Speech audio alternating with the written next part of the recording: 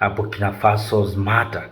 So young Africans have seen maybe we are the enemy of ourselves when it comes for Africans to come together, to unite, to speak with one voice. Our leaders are silent. But young people are saying we are no longer afraid of anything. And to prove this, I brought you these young people talking about that they're ready to go to Burkina Faso, to the state house of Burkina Faso, and sleeping there night and day protecting Captain Ibrahim Traoré. Listen what young Africans are saying, how they are preparing themselves to protect Captain Ibrahim Traoré. This is the kind of leadership we've been craving for the past year. This is the kind of leadership that we've been crying for. We didn't even know it. Since my 20s, I've been a Pan-Africanist, and now 55. For more than 30 years, I've been looking for a leader like this. Traoré is what all of us here have been waiting for. Ibrahim Traoré is the future. He is what Africa needs. We've been waiting for him. We need him, and we'll protect him. So how far will you go if maybe someone wants to? We'll go to Burkina Faso and join the army. We'll go and sleep at the roundabout like the people are protecting. We'll go and stand outside his palace and fight for him. No borders. We're ready to come to your country. Send no borders. We're ready to come. Borderless. We need borderless. Africa will say.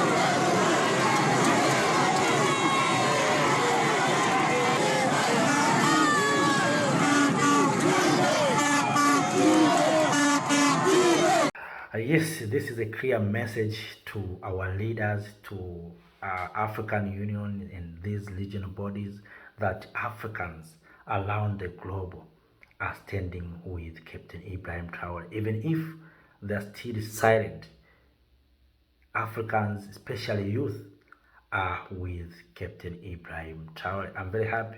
A young lady spoken very, very bravely that she will go to Burkina Faso to join Burkina Faso's army to protect Captain Ibrahim Traoré.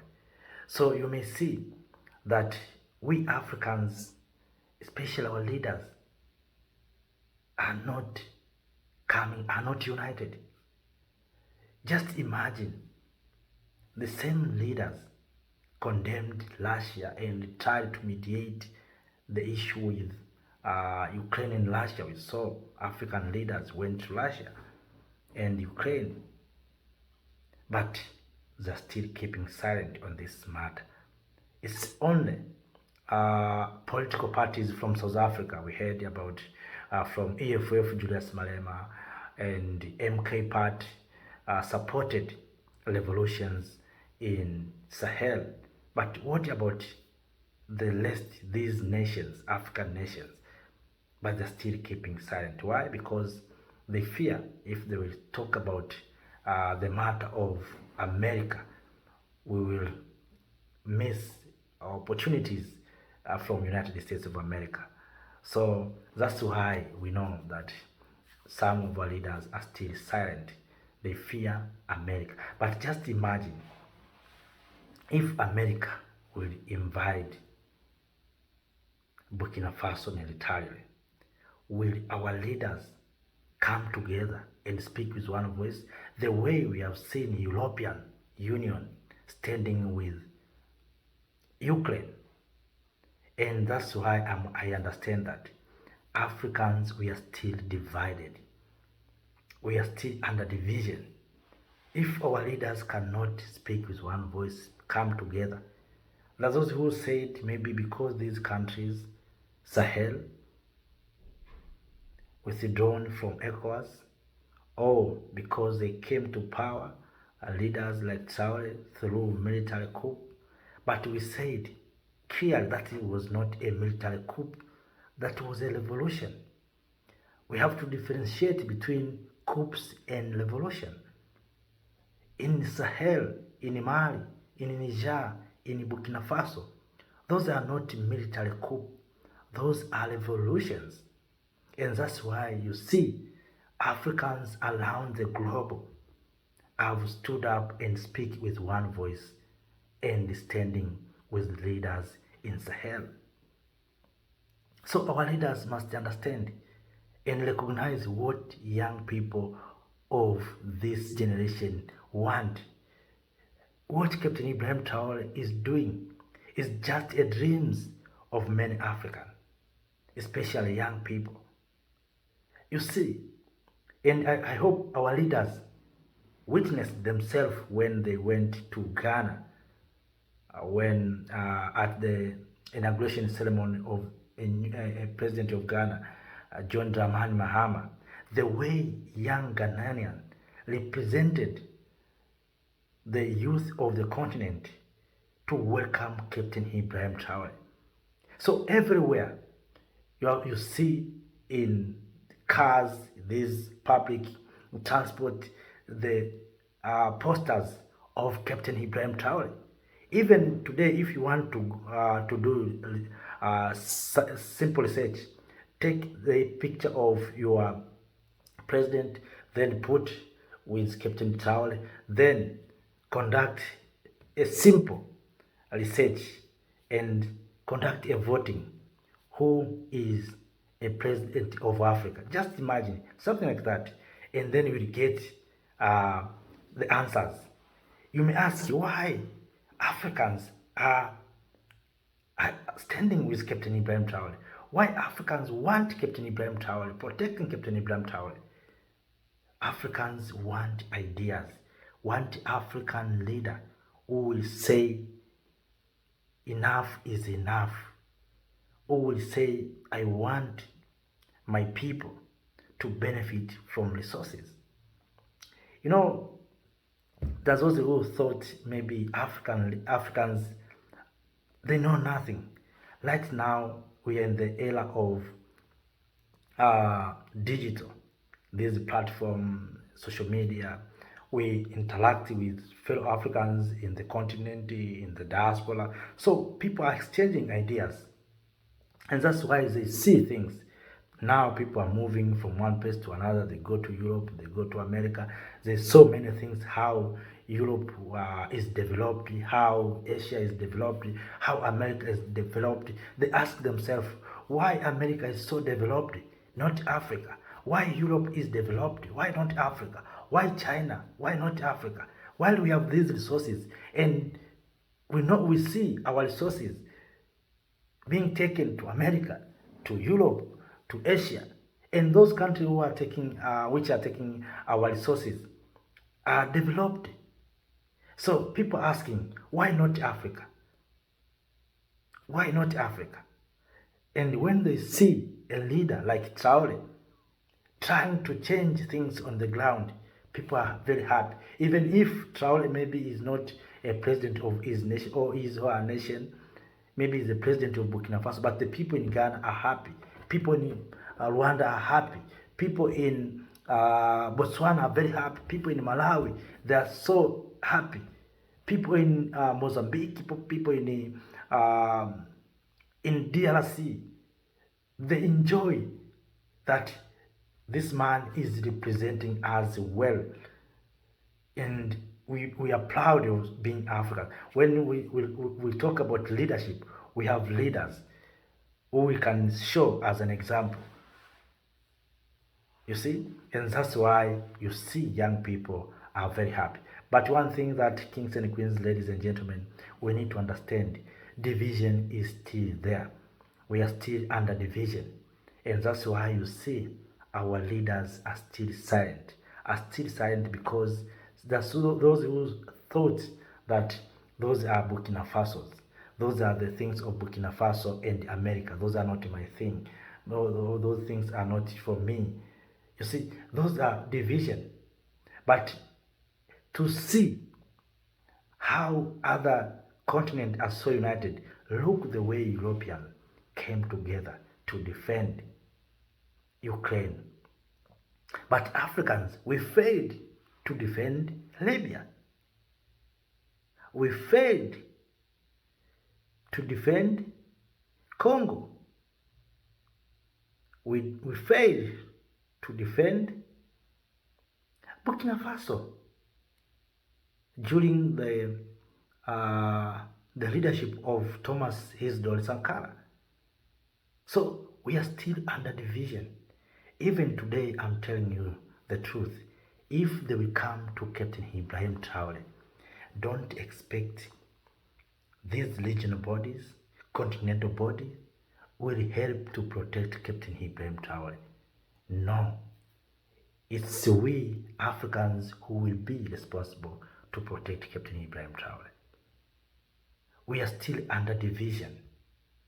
And because we get some money and grant, and of course aid from those powerful countries, we fear to speak to them that what you are doing, despite you are giving us aid, but what you are doing is not right. What you want to do to Burkina Faso is not true. Yes, Burkina Faso is using God to protect Captain Ibrahim Traoré. What's wrong with protecting Captain Ibrahim Traoré from jihadists and terrorists? What's wrong? Do you want Captain Ibrahim Traoré to be assassinated? We have to ask them. And if he will be assassinated, what benefit are you going to get? You want access to our minerals. So we need to speak to them the truth, that what you are doing is not right. The way European Union came together, united, spoken, and defending Ukraine, we want to see African leaders coming together, united, speak with one voice, and condemn those who want to destabilize this continent. You know, we have a leading example. As I said this many times, and of course I will repeat. Museveni, the president of Uganda, came out and spoken the truth, the way NATO stopped them from mediating Libya. Go and search on social media or on any platform, Museveni, the president of Uganda, spoken openly that they were told don't go to Libya. So just imagine today, if they are going to Burkina Faso, we will be told the same story, that don't go to Burkina Faso. So, and that's why I'm saying, even today, if they're coming to Captain Ibrahim Traoré, these regional bodies, African leaders, will do nothing. I'm telling you the truth. What we need to do right now as Africans is to come together, is to unite. If our leaders are divided, let us, we young people, Africans, uniting. Let us start slowly to unite. Because one thing that our leaders don't recognize, Africans are already united. But they are waiting to hear from them that from maybe this date, we are going to have a free movement of people and goods. We are going to collapse these borders. These borders will remain as for administration, but people are allowed to move from one place to another. We can come together. How Europeans have succeeded? You hear that people can have maybe breakfast in Berlin, then lunch in Paris, then dinner in Holland. If Europeans have managed to succeed in something like that, what's wrong for us Africans? And yet, we are copying and pasting things from Europe to us. So I think the time has come, family, friends, fellow Africans. Of course, power is not given, power is taken, we have to come together. If we think that there are some people who will announce one day Africa is united, I think we will wait until Jesus comes and nothing will happen. Nothing will happen. So we have to take this opportunity, to use this opportunity as Africans to come together. I know many of us will want a united Africa, and a united Africa will solve all these challenges.